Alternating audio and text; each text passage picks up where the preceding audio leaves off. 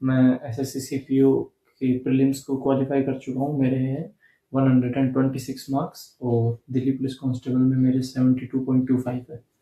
आज मैं अपने आप को रिप्रेजेंट करना चाहता हूँ आप लोगों के सामने कि how did I come across this way. और पहले मैंने बीच में जब मैं प्रिपरेशन करता था तो मैंने 2023 में छोड़ दी थी प्रिपरेशन। उसके बाद मैंने एक बीपीओ में जॉब करना स्टार्ट करी। उसमें मैंने 1 साल के अराउंड अपनी जॉब करी। देन आफ्टर मैं एक टाइम के बाद मेरे को इंस्टेंट रियलाइजेशन हुआ कि मुझे ये नहीं करना है और मैं फिर से अपनी एसएससी प्रिपरेशन की तैयारी पर लग गया। मैंने अपनी जॉब छोड़ी और मैं अपने घर आ गया। घर वालों से 1 साल का टाइम मांगा। Then after I prepare for SSC CPO, mostly SSC, but my main aim is SSC CPO.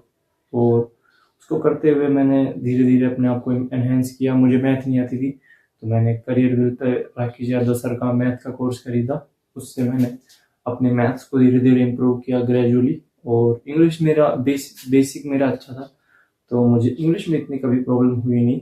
Then after GK, for the GK मैंने परमार एसएससी चैनल की 3.0 बैच खरीदा था और मैंने उसी बैच से अपना एंटायर प्रिपरेशन करी।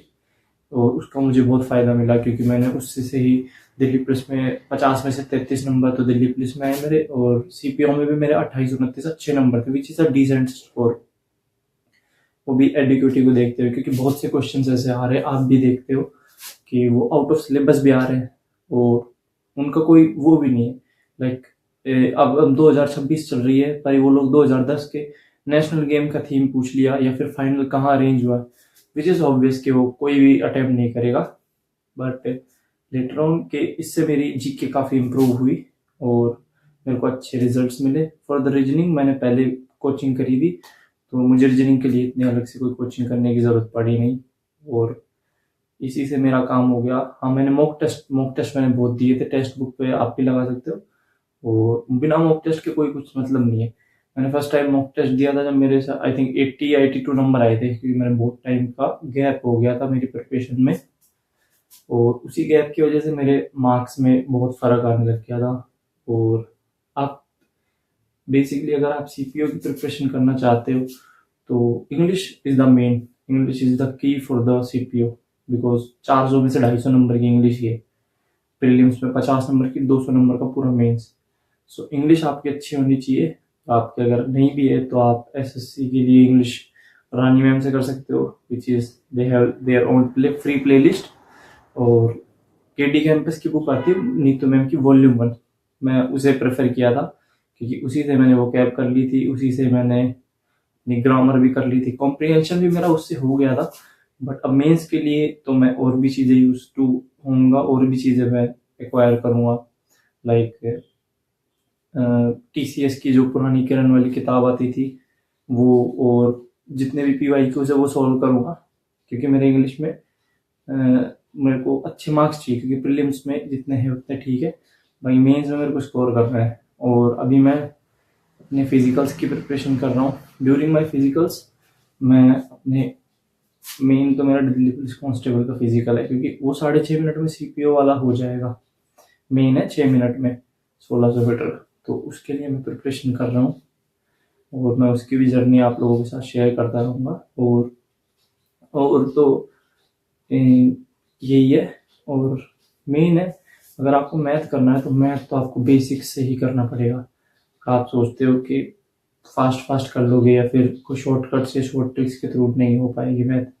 मैथ के लिए आपको बेसिक्स से स्टार्ट करना पड़ेगा। मैंने राकेश सर से पढ़ी थी, मैंने अभिनय सर से भी पढ़ने की कोशिश करी थी, गगन सर से भी, बट मेरे को उनका थोड़ा समझ नहीं पाया क्योंकि वो जिस पेज पे चलते हैं मैं उसके लिए यूज टू नहीं था। तो ऑनेस्टली मैंने तो राकेश सर से ही अपना पूरा कोर्स करा है। हालांकि एडवांस का थोड़ा बहुत पोर्शन था जो मैंने नहीं पढ़ा क्योंकि टाइम नहीं मिल पाया था वो पढ़ने का मेरे को। बाकी जितना मैंने पढ़ा वो मेरे उसमें मेरे अच्छे नंबर हैं। और इंग्लिश के लिए आप वोकैब के लिए अगर आप परेशान हो रहे हो तो वॉल्यूम 1 इनफ है प्रीलिम्स के लिए। मेंस के लिए करोगे तो फिर भी और चीज़ें ऐड ऑन हो जाएंगी। प्री के लिए तो वॉल्यूम 1 इनफ है। एंड फॉर द रीजनिंग अगर आपने एक बार बेसिक्स पढ़े कहीं से भी पढ़ लो। लाइक मैंने उत्कर्ष क्लासेस के पढ़े थे अक्षत सर के, उन्होंने बेसिक से तो कवर अप कराया था बहुत पहले, तो मेरे को वो अभी भी याद था। क्योंकि रीजनिंग में आप ज़्यादा बार बार नहीं पढ़ते, मतलब प्रैक्टिस बार बार करते हो तो आपका रीजनिंग हो जाता है। और रही बात मैथ की, हाँ मैथ सिर्फ क्लासेस से कभी नहीं होगी। मैंने भी ये गलती करी थी कि मैंने मैथ्स के लिए स्टार्ट करा था, मैं क्लासेस सिर्फ क्लासेस देखता था, मैंने वीडियोस चला दी, मैं देखता रहता, अगली क्लास देखता, अगली क्लास देखता, ऐसे सिर्फ देखता रहता, पर वो मैथ मेरी कभी हुई नहीं। तो मैथ एक बार सिलेबस करो, एक क्लासेस करो, क्वेश्चन जरूर लगा, बिना क्वेश्चंस और PYQs के मैथ कभी भी नहीं होगी।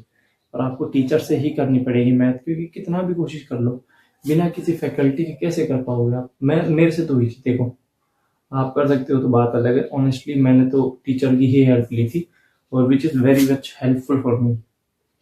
And that's for today, and hope I will see you for tomorrow. Bye.